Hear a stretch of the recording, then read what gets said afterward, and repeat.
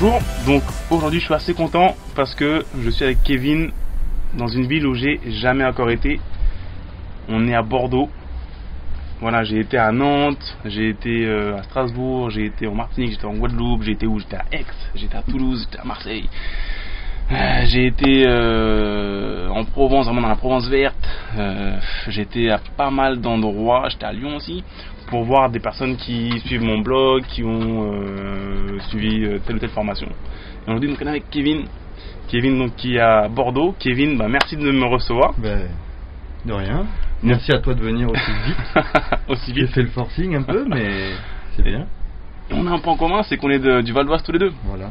Donc, ouais. Moi, je suis né à Enghien-les-Bains et habité à Deuil-la-Barre et connais aussi très bien Saint-Brieuc, Sarcelles, tout ça, donc pas très loin de chez toi. Voilà. Et donc, vas-y, parle-nous un peu de ton parcours. Ah oui, on a quelqu'un à vous présenter aussi. Et voilà, il est là, vous l'avez vu. C'est Speedy. Un petit Jack Russell. Plein de vie. Voilà. Donc, on verra après ce qu'on peut faire avec Speedy. Donc mon parcours. Voilà.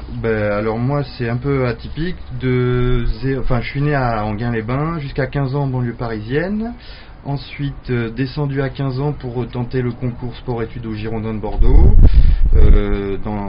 Donc j'y suis rentré à l'âge de 15 ans. Un parcours de footballeur un petit peu chaotique avec de graves blessures. Donc arrêt du foot à 24 ans pour commencer des études de podologie, posturologie, pour qu'il y ait un petit lien aussi avec les pieds. Je connaissais un peu le domaine du paramédical. Diplômé à 27 ans en podologie, puis j'ai fait ça pendant 3 ans, ça se passait plutôt bien, jusqu'au jour où, par le biais de ma compagne qui est dans la location saisonnière et qui a fait des études d'hôtellerie, elle m'a parlé de Cédric, ça a fait tilt et j'ai décidé de lâcher tout, mon boulot, tout, pour me lancer dans un domaine que je connaissais pas. Mais voilà, ça fait bientôt... À savoir l'immobilier. Voilà, l'immobilier, la branche vraiment immobilière et location saisonnière. Ouais, sachant que tu avais un bon poste, donc tu me disais que tu étais podologue, ça marchait bien pour toi. Ouais. Et donc tu as vraiment décidé en quoi? C'est en 2 ou 3 mois vraiment de moment où tu as décidé de quitter ton job et où tu l'as fait vraiment. Ouais, voilà, moi c'est pas pour envoyer des fleurs à qui que ce soit, mais sans Cédric, j'aurais pas arrêté ce poste, ce métier, parce que voilà, je me suis retrouvé un petit peu dans sa façon de penser. J'avais en plus de l'autre côté ma compagne qui avait cette activité dans l'immobilier sur Bordeaux, dans la location saisonnière, la gestion locative, qui marchait très bien. Au début, j'ai décidé de l'aider de manière informelle, et quand elle m'a présenté les vidéos de Cédric, j'ai senti tout de suite qu'il fallait faire un choix, et puis je me suis lancé, j'ai tout arrêté pour dans un premier temps aider ma compagne à faire des ménages. Voilà. Donc c'est là où la famille ils ont dû dire mais t'es taré, t'es podologue, t'as un bon poste, et tu quittes tout pour faire des ménages, t'es fou. Comment t'as réagi à ça? Alors moi peu de famille, les gens qui me connaissent vraiment m'ont dit t'as la tête sur les épaules, tu sais ce que tu fais. Mais sinon, je sais que mon entourage proche au niveau des amis me l'ont pas dit ouvertement, parce que je suis costaud, mais je pense qu'ils m'ont jugé de manière assez bizarre. Ils n'ont pas compris ce changement de vision de vie, voilà, parce que c'est d'abord changer sa façon de penser sur le fait de quitter la rat race, quoi.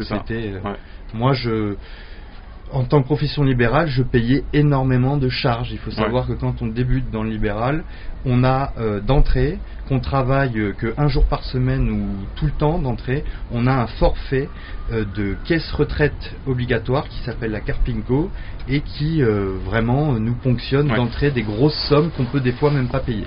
Donc ça, plus les vidéos de Cédric, j'ai vite fait le choix et je regrette vraiment pas mon changement de carrière. Après, la manière dont réagissent les gens, tu sais, quand tu leur dis que tu vas faire un changement comme ça, il y en a deux. Soit effectivement c'est parce que les gens ils t'aiment, ils veulent faire attention à toi, ils sont inquiets pour toi, donc ils te disent non, ne le fais pas, tu vois. Ou alors c'est vraiment parce que les gens sont jaloux et dans ce cas-là ils disent non, ne le fais pas. Ou alors parce qu'ils font rien et ils veulent surtout pas que tu fasses quelque chose pour t'en sortir. Donc voilà, c'est 2 possibilités.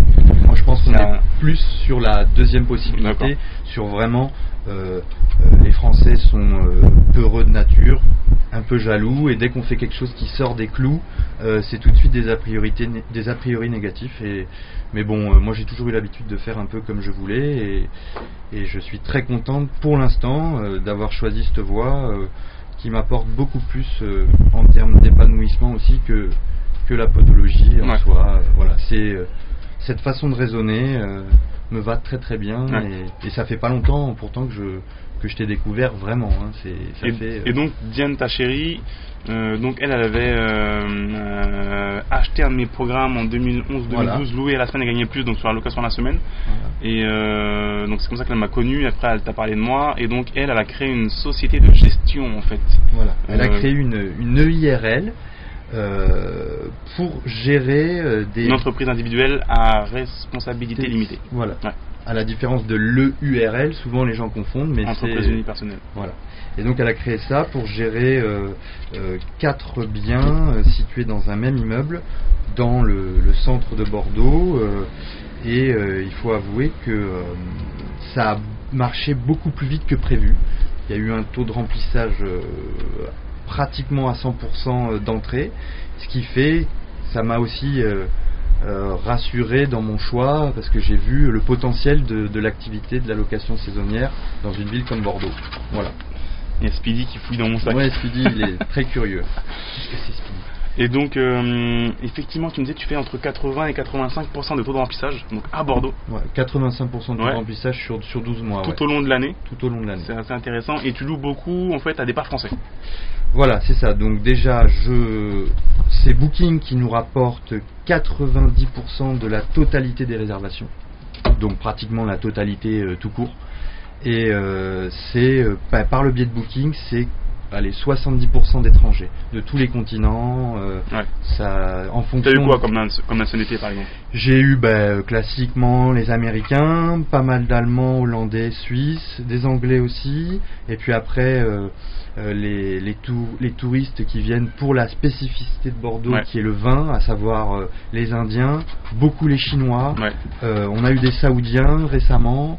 On a beaucoup d'Australiens qui aiment le vin, on a eu aussi en Amérique du Sud, enfin on a tous les pays, on a des Russes, on a tous les pays avec, je dirais, une forte concentration d'Australiens notamment, il y a beaucoup d'Australiens ces derniers temps, mais vraiment une grande diversité dans l'origine des touristes. D'accord, et donc tu penses vraiment que le fait que tu puisses comme ça louer toute l'année, qu'il n'y ait pas de creux en fait, comme à Paris, c'est vraiment lié au fait que ce soit Bordeaux et que donc soit connu mondialement et que les gens viennent principalement pour le vin, tu crois ? Ou c'est pour une autre raison ? Alors je pense que il y a un peu de tout. Il y a je dirais le côté un petit peu balnéaire de la ville, puisque mine de rien on est quand même à 35-40 minutes du bassin d'Arcachon qui est quand même un peu renommé. Mais c'est surtout le vin. Nous on propose des services, enfin c'est surtout ma compagne sur ce domaine qui propose des services dans l'hôtel particulier, et il y a beaucoup de wine tours d'organiser à Saint-Émilion. Le vin a une partie très très importante dans notre structure hôtelière. Et d'ailleurs, donc vous avez nommé chaque appartement le nom d'un cépage. Voilà. Alors ça c'est un petit peu à part entre guillemets.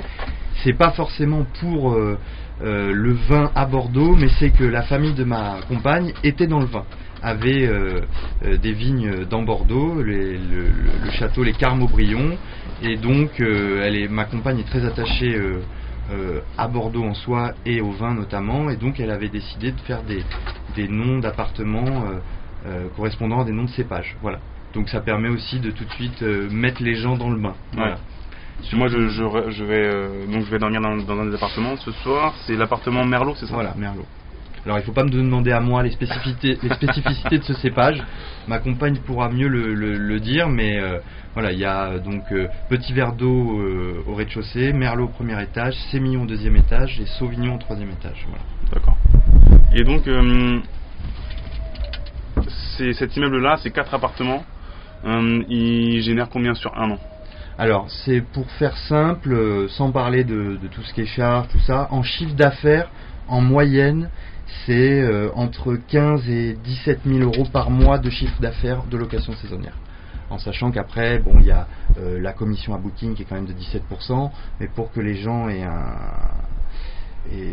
un retour sur ce que représente l'activité Booking, en 2014, on a donné 35 000 euros de commission à Booking. Voilà. Et bon, plus tu en donnes, mieux c'est. Mais c'est gagnant-gagnant, comme dit Cédric, et voilà, sans Booking, on serait rien du tout. Bon, c'est quand même énorme, 15 000 euros par mois. Voilà, et donc il faut bien comprendre que ces biens-là, ils vous appartiennent pas. Non. Ils appartiennent à un propriétaire, à plusieurs propriétaires. Alors ils appartiennent en partie à la famille de ma compagne qui voulait investir dans l'immobilier un petit peu, mais personne ne se doutait de l'ampleur et du succès que ça allait prendre. Voilà, ça a pris de court un petit peu tout le monde. Et c'est pour ça qu'il a fallu s'adapter, parce que ça a vraiment cartonné tout de suite. En grande partie grâce à Diane, ma compagne, au niveau de l'accueil, des services, tout ça, mais aussi, et je pense, au niveau de la qualité des appartements qui sont un peu différents des standards de la location. On a été là, on a fait le tour vite fait, donc déjà c'est des grands 2 pièces, ça n'a rien à voir, donc on est loin du studio de 10 mètres carrés, donc celui que je loue il fait combien? 70 mètres carrés, c'est un 2 pièces, donc c'est vraiment grand, donc on va dire que j'ai visité pas mal de biens loués à la semaine. Un dernier que j'avais vraiment apprécié, c'était celui donc en Provence verte, à Signes, celui d'Aurélie, donc qui était vraiment bien refait et tout. C'était un petit studio que j'avais bien noté, on va dire. Et celui donc que j'ai vu tout à l'heure, le tien, franchement, je mettrais sur 20, je mettrais 19,5 sur 20 parce que la perfection n'existe pas, tu vois. Mais je veux dire, l'appartement est vraiment, enfin, ça n'a rien à voir avec ce qu'on voit en moyenne, quoi. Donc, mais j'aime bien ta manière de penser dans le sens où donc par exemple ici on se trouve chez toi en fait, voilà, enfin, chez vous, dans notre résidence. Voilà, et donc l'appartement, voilà, il y a une terrasse privée donc qui est très rare à Bordeaux, en plein centre. Mais tu as dit un truc en arrivant, ça par exemple je l'aurais pas loué à la semaine parce que on est un peu excentré entre guillemets, parce qu'on est haut sans ascenseur et parce que il n'y a pas de parking. Donc on peut le louer, certes, on gagnerait de l'argent, mais on aurait des commentaires négatifs. Voilà. J'ai bien aimé quand tu as dit ça, c'est exactement, effectivement, si tu penses comme ça, en termes de je loue ce bien là parce que je sais que j'aurai pas de problème avec les locataires, ils seront contents, là tu es sûr que tu vas pouvoir cartonner. Donc c'est une manière vraiment différente de penser de la masse, et c'est pour ça que finalement je pense que vous avez beaucoup de succès. Voilà, ouais, c'est ça, c'est savoir, enfin toujours vouloir aller vers l'excellence, et on a eu l'occasion de voir ce que les touristes demandaient. Ils sont quand même assez pointilleux, il faut répondre à leurs attentes. En plus, il y a aussi, par ta formation, quand on fait de la location, faut soit qu'il y ait un ascenseur, soit être en rez-de-chaussée au premier, parce qu'il y a des bagages. La place de parking est importante. Voilà, plein de choses comme ça, au fond logiques. Mais il faut savoir dissocier les demandes du locatif à long terme et les demandes du locatif vraiment à court terme, qui ne sont pas les mêmes. Un rez-de-chaussée, c'est un point négatif pour louer en long terme, c'est un point positif pour la location saisonnière. Donc ça peut être même le moyen de négocier à l'achat, parce que c'est un rez-de-chaussée. Les gens vont pas derrière, comprendre. Voilà. Donc, mais bon, c'est comme ici par exemple, on a une terrasse privée, donc sur le court terme ça sert un peu à rien, parce que le touriste il vient là, qui plus est si c'est un chinois ou autre, il va pas rester là sur la terrasse, il va aller visiter les caves, il va aller dans le Vieux-Centre. Alors que si tu loues ça par contre à long terme, tu peux faire des super soirées, faire des barbecues. Donc effectivement, comme tu l'as dit, ça joue beaucoup. Et un autre aussi, j'ai bien aimé un de tes concepts, une de tes idées. Qu'est-ce que tu fais quand tu n'as pas de parking dans le bien en question? Ça, moi je dis, c'est grâce à ta formation, c'est optimiser l'espace, chercher des espaces libres. Donc ce qu'on a fait à Welcome, c'est que on a 4 appartements donc dans Bordeaux Centre, donc c'est difficile, il n'y a pas de place de parking attitré pour se garer. Et donc on a cherché des annonces de parking souterrain qui étaient dans les environs, mais très proches, puisque pareil, il faut rester sur du luxe entre guillemets, donc un parking à 500 mètres c'est trop loin. Voilà. Donc on a trouvé un parking à 50 mètres de notre établissement. C'était une petite mamie qui le mettait à la location. Et donc on a loué cette place de parking à 160 € par mois, et nous derrière, sans lui dire, mais je pense qu'il n'y aurait même pas trop forcément de réticence, on le sous-loue aux clients de Welcome à 15 € la nuit. Donc ça nous permet de faire un petit peu de cash flow grâce à cette location de parking. Voilà. Donc il suffit de faire 10 nuits, on va dire.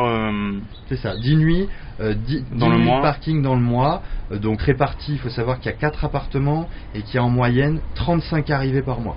Voilà, sur les 4 appartements.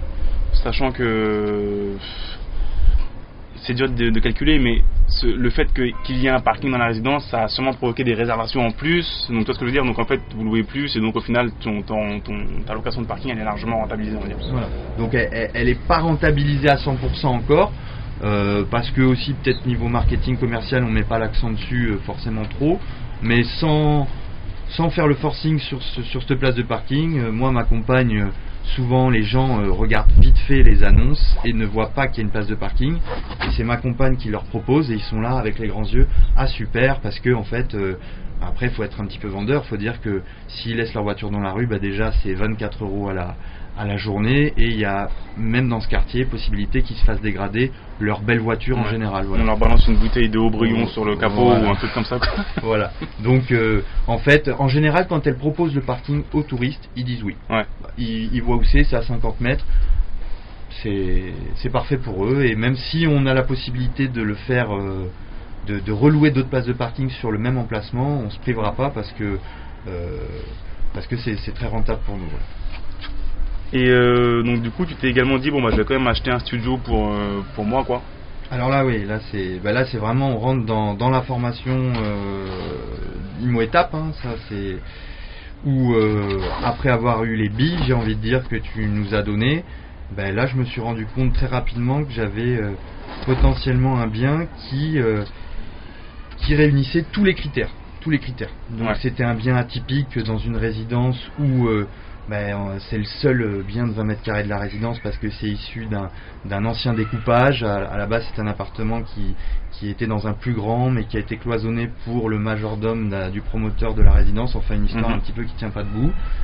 L'annonce a été mise en juillet. Donc l'avantage de ça, c'est que tu as des charges qui sont faibles, en fait. On est au tantième, et donc il y a des appartements de 600 mètres carrés dans la résidence. Nous, on en a 19. Voilà. Donc on va pas payer grand chose. Puis ensuite un appartement brut. Alors à la différence de ce qu'il fait, il était cher par rapport à, j'ai envie de dire, à la masse de la location saisonnière. Mais en fait c'est que ce qui s'est passé, c'est que l'agent immobilier m'a fait visiter cet appartement qui était à 5200 € du mètre brut, ce qui est très très cher pour Bordeaux quand même. Mais en fait elle m'a fait visiter au 3e étage un 77 mètres carrés à 540 000 € brut. Donc plus cher au niveau du mètre carré que mon studio. Et là ça n'a pas fait deux plis. Le soir même je faisais une proposition au prix. Pareil, je savais qu'on était moins cher que ce qui se vendait dans la même résidence.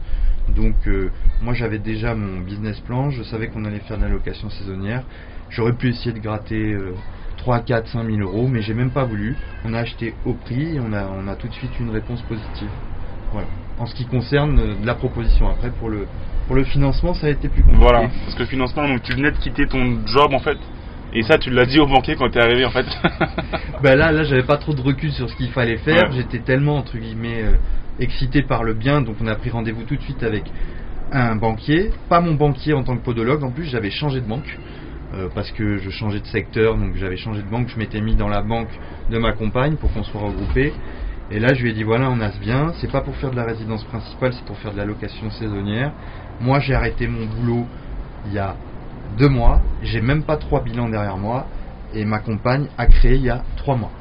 Donc il nous a regardé un petit peu bizarrement, et puis en fait ce qu'il aurait peut-être pas dû faire, en finale si, parce que tout s'est bien passé, mais c'est qu'il nous a donné de l'espoir. Il nous a dit je vais voir ce que je vais pouvoir faire, et ça peut passer. Et ça, moi il faut pas me le dire 2 fois. Et ce qui s'est passé, c'est que en fait ça a été très très très compliqué.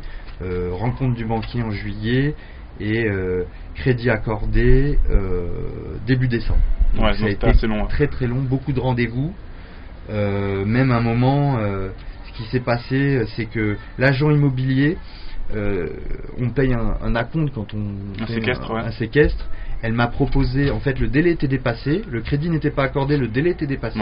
Elle m'a proposé de me rembourser alors qu'elle n'était pas dans l'obligation de le faire, parce qu'elle avait d'autres clients derrière pour se acheter, bien sûr. Parce que donc elle m'a proposé plusieurs fois, elle nous mettait une forme de pression, et ce qui fait que nous on voulait pas lâcher le bien, on le voulait, moi je voulais ce bien. Et au final la persévérance ça a payé, puisque on a eu après quelques menaces vis-à-vis du banquier, notamment, voilà, vraiment, mais on l'a eu et on a signé donc début janvier. Donc bien repéré et offre faite au mois de juillet et bien acquis au mois de janvier. Donc ça a été long, mais il faut pas lâcher. D'accord. Et tu veux faire du haut de gamme avec ce bien-là. Voilà. Donc tu as eu des déboires après par rapport à l'entrepreneur, parce que tu retardes avec le financement, donc l'entrepreneur avait pris d'autres chantiers entre temps. Mais bon, ça arrive, donc il y a du retard. Là, on est fin avril, et donc du coup, c'est toujours en travaux. Donc après, voilà, nous on a été obligé de se retourner un peu vite parce que les entrepreneurs nous avaient lâché au niveau des travaux, ce que je peux comprendre. Enfin, ils auraient pu juste prévenir. Et on s'est retrouvé un peu sans solution de secours, puisque c'est quand même assez récent ce qu'on fait sur Bordeaux. On n'a pas d'équipe attitrée et tout, on débute. Donc par le bouche à oreille, c'est quelqu'un, une connaissance qui m'a parlé de cet entrepreneur qui avait retapé son cabinet de kiné, voilà, proprement. Donc on l'a pris. On l'a même pas mis en concurrence parce qu'on l'avait mis en concurrence déjà. On avait mis des artisans en concurrence avant, mais là on n'avait plus le temps, donc on l'a pris. On a peut-être perdu quelques milliers d'euros au final parce que c'est un petit peu plus cher, voilà. Mais on sait très bien qu'au niveau rentabilité immédiate, ça va être très rapidement. Vous allez récupérer, c'est ça, par la suite. Et donc, dis-nous le crédit que tu comptes avoir. Tu penses que c'est 750 de ça crédit, c'est sûr. Fait. Donc on a pris le bien a coûté. On a pris un crédit de 128 000 euros en tout parce qu'on avait prévu les travaux. On avait prévu 20 000 euros de travaux. Donc vous avez dépassé un peu. Au final, on sera un tout petit peu plus. On sera à 132. Ouais. Voilà. Donc on avait prévu. Donc l'appartement a coûté 108 000 euros pour 20 mètres carrés. Donc tu as financé l'appartement, les frais de notaire, les travaux, tout à crédit. Tout à crédit. D'accord. Et donc tu vas rajouter un petit peu par rapport à ce que tu as fait, ce que tu as prévu en plus, notamment pour le canapé lit qui est très haut de gamme, voilà. Puisque tu as visé. Donc tu veux faire du haut de gamme, donc tu mets volet roulant électrique. Et donc j'ai vu que tu as mis de la belle faïence et également robinetterie Grohet, donc c'est une bonne marque. Voilà. Et des petits gadgets, télécommande pour les volets électriques, un canapé lit qui ne ressemble pas, enfin qui surprend quand on le déplie. Les gens n'arrivent pas à s'imaginer tout de suite.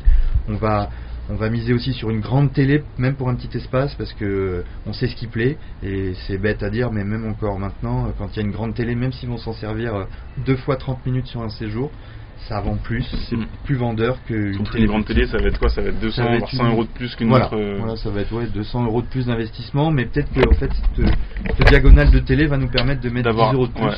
Et d'avoir un ou deux témoignages voilà, en plus. Et combien tu as payé le meuble, donc tu disais pour le canapé lit, on l'a payé 4200 euros exactement avec la pause. D'accord. Voilà, on s'est pas embêté. Moi, pas manuel du tout. Donc je fais tout faire. Et donc 4200 euros, tout compris. D'accord. Donc c'est un gros poste d'investissement qui n'était pas prévu à la base. Ouais. Quand on sait qu'au début on s'était peut-être dit un clic-clac ou quelque chose comme ça peut valoir, enfin je sais pas, ça peut commencer à 400-600 euros. Ouais. Si on met un peu de qualité, ça peut être aux alentours de 800 euros. Mais on n'avait pas prévu que ça serait 5 ou 6 fois plus cher. Mais moi je regrette pas. Enfin on verra sur les retombées, mais je suis sûr que c'est un plus pour cet endroit-là. Dans un autre endroit, on serait peut-être pas parti sur un. Ouais, parce qu'il faut bien dire que le bien donc est vraiment super bien placé. Ouais. Tu descends, t'as des restaurants partout. C'est vraiment moi qui connais pas Bordeaux, je suis arrivé, et avec un parking au rez-de-chaussée. L'avantage aussi, voilà. Que tu vas louer et après tu vas le louer à tes locataires et prendre un billet en plus là-dessus. C'est un peu comme un upsell. Tu vas vendre un truc en plus, proposer un service en plus aux locataires. Donc l'appartement te revient à 130. En tout, il va me revenir à 140 000 euros. 140 000 euros. Et tu penses que tu pourras le revendre à combien? Vu ce qui s'est vendu dans la résidence cette année, sauf s'il y a une grosse crise à Bordeaux, mais ce qui n'est pas prévu, c'est pas prévu sur les prochaines années, je pense pouvoir le revendre très rapidement, en coup de cœur, aux alentours de 170 000 euros, 180 000 euros. Okay. Ce qui paraît énorme, mais ce qui est, vu les prestations, c'est ce qui se fait. 30-40 000 euros de plus-value. Et donc en termes de cash flow mensuel, tu as 700 de crédit et tu penses en tirer combien avec ce bien-là loué à la semaine? Alors là, en fait, l'avantage entre guillemets par rapport à quelqu'un qui n'a pas de recul et de recul sur la gestion locative, qui veut débuter, c'est que nous, on a le recul de notre entreprise de gestion, on sait ce qui plaît et on sait comment remplir l'appartement. Donc là, vu les prestations, moi je suis parti sur une nuitée entre 90 et 120 euros pour être large, voilà, à la nuitée. On va l'insérer sur la page booking de l'entreprise Welcome. Donc là on va on va booster la visibilité et je pense sincèrement être entre 25 et 30 nuitées par mois. sur l'année. Donc autour de 2500 euros. Ouais, c'est même un peu plus, aux alentours de 3000 euros de chiffre d'affaires brut. Et une fois qu'on enlève le crédit, donc des 715 euros tout compris avec l'assurance, après il faut pas oublier les 17% de booking qui vont à peu près, ça va être l'équivalent de 500 euros, 500-600 euros. En gros, entre le crédit, booking et les charges de gestion, on sera à peu près à 50% du chiffre d'affaires. Donc on peut estimer sur une fourchette moyenne faire 1500 euros de cash flow avec un bien de 140 000 euros. Donc être sur du net entre 10 et 12% de rentabilité net. Sur un bien acheté 140 000 euros quoi. Voilà. Donc c'est énorme, 1500 euros de revenus, de bénéfices chaque mois, c'est énorme. Ok, c'est quoi la suite alors? Alors la suite c'est encore grâce à toi pour moi, à cause de toi pour ma compagne, on a vendu le lieu où on est là. On a vendu notre résidence principale, donc acheté 150 000 euros brut, 90 000 euros de travaux, donc ça amène à 240 000 si je ne me trompe pas, et on l'a vendu en 24 heures à 312 000 euros net vendeur. Pour tout vous dire, il s'agit en plus d'un achat fait par ma compagne issu d'un héritage. Voilà, donc en fait on se retrouve avec un pouvoir potentiel de cash pour investir de 300 000 euros. Voilà. Donc plein d'idées dans l'immobilier, peut-être se divertir comme on en discutait avec Cédric, mais il y aura peut-être qu'on pourra acheter un immeuble à deux. Voilà, pourquoi pas, voir ce qu'on peut faire. C'est sûr en tout cas sur ce pouvoir financier de 300 000 euros, il y aura sur un investissement dans Bordeaux Centre, dans le locatif.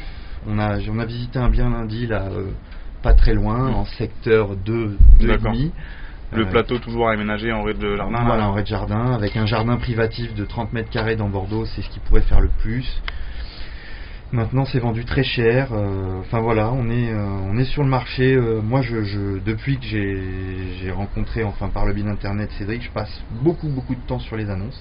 C'est beaucoup de travail. Il y a beaucoup de gens qui pensent que je m'amuse à regarder des annonces et que c'est pas du travail, mais je suis content d'avoir signé ce petit bien parce que on va enfin récolter les fruits de tout ce travail de l'ombre, parce que quand même au début ma compagne, je vous l'avoue, elle se disait mais qu'est-ce que je fais quoi. Je suis passé de l'immobilier ne m'intéressait pas plus que ça avant, je l'avoue. Moi j'aime bien tout ce qui est chiffres, maths, tout ce qui est logique, et là depuis que je suis rentré dans cette branche, c'est aller voir les annonces tous les jours, au moins une heure. Et même à y aller tous les jours, des fois on se dit il n'y a rien qui est sorti de nouveau et on est un peu énervé, et dès qu'il y en a une nouvelle, il y a un peu cette excitation dont tu as parlé. L'adrénaline. Vraiment. Surtout quand tu pousses la porte. C'est une petite drogue. C'est une drogue, mais bon, c'est une drogue qui est pas mauvaise pour la santé. Voilà, il y a pire. Bon, en tout cas, Kevin, merci beaucoup. Merci à toi. Et si vous avez trouvé Speedy mignon, s'il est mignon. Viens ici. Voilà. Si vous l'avez trouvé mignon, partagez la vidéo avec quelqu'un un de vos proches qui souhaiterait investir en immobilier. Voilà. Il n'a pas été maltraité et tout, donc il est super mignon. En tout cas, Kevin, merci. Merci à toi. Ouais. Salut.